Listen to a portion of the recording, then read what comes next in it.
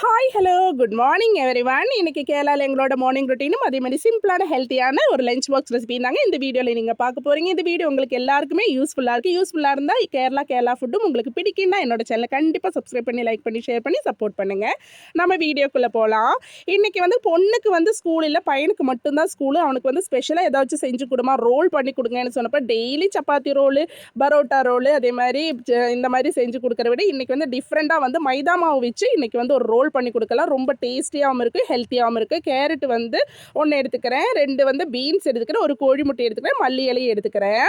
Carrot அதோட பாதி தான் எடுத்துக்கிறேன், முழுசாக எல்லாம் சேர்க்க வேண்டாம். ஒரு பையனுக்கு மட்டும் 2 ரோல் தான் பண்ணுறேன். ஸோ அதனால் கேரட் பாதி தான் எடுத்துக்கிறேன். அதை மெலிசாக நீலாப்பில் கட் பண்ணி எடுத்துக்கலாம்.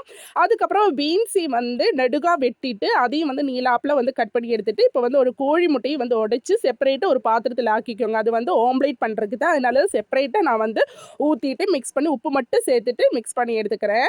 மல்லி இலையும் கொத்தி நுறுக்கி வச்சுருக்கேன். இப்போ காலையில் எந்திரிச்சதுமே ஹஸ்பண்ட் பெங்களூர்லேருந்து வந்தனால சாயான்னு உயிர் எடுத்துகிட்டு இருக்காரு.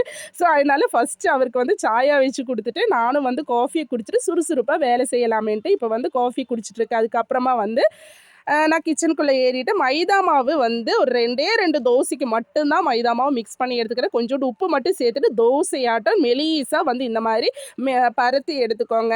அதுக்கப்புறமா எண்ணெயெல்லாம் தூப்பி நல்லா மொறுன்னு அந்த பக்கம் இந்த பக்கம் திருப்பி போட்டு எடுத்துக்கோங்க. இப்போ வேறொரு கடாயில் தேங்காய் எண்ணெய் ஊற்றிட்டு நம்ம கேரட்டு, பீன்ஸு எல்லாம் நம்ம நீலாப்பில் கட் பண்ணி வச்சுருந்தோம் இல்லையா, அதையெல்லாம் போட்டு கொஞ்சோண்டு உப்பு சேர்த்து நல்லா மிக்ஸ் பண்ணிவிட்டு பெப்பர் தூள் போட்டு சாலட் மாதிரி ஷாலோ ஃப்ரை பண்ணி எடுத்துருங்க. அவ்வளோதாங்க. ரொம்ப சிம்பிளாக இந்த ரோல் பண்ணி எடுத்துக்கலாம். நீங்கள் இந்த மாதிரி செய்யும் போதெல்லாம் பசங்களுக்கு கொடுக்கறது தேங்காய் எண்ணெய் யூஸ் பண்ணுங்கள். பெரும்பாலும் நான் தேங்காய் எண்ணெய் தான் யூஸ் பண்ணுவேன். இப்போ முட்டை ஆம்லேட் போட்டு பெப்பர் தூள் சேர்த்து அதுக்கப்புறமா குட்டி குட்டியாக கட் பண்ணி இந்த மைதா மாவு தோசை கூட ரோல் பண்ணி கொடுத்தா அவ்வளோ ஒரு சூப்பராக இருக்கும்.